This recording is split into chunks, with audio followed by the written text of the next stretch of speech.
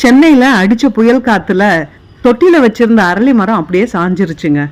அதுல இருக்கிற குச்சிகளை எல்லாம் வெட்டி விட்டு அந்த குச்சிகளை எடுத்து இந்த மாதிரி தண்ணியில வச்சுட்டேன். இந்த மாதிரி சின்ன பாட்டில்ல தண்ணி ஊத்தி அதுல வெட்டின குச்சிகளை வச்சுட்டோம்னா அப்படியே கொஞ்ச நாள்ல அது வேர்விடுங்க.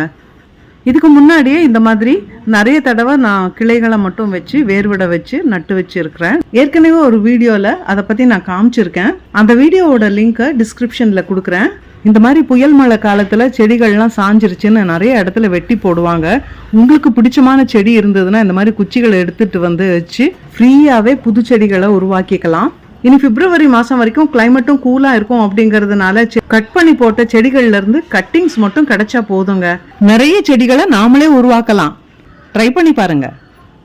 சென்னையில அடிச்ச புயல் காத்துல தொட்டில வச்சிருந்த அரளி மரம் அப்படியே சாஞ்சிருச்சுங்க. அதுல இருக்கிற குச்சிகளை எல்லாம் வெட்டி விட்டு அந்த குச்சிகளை எடுத்து இந்த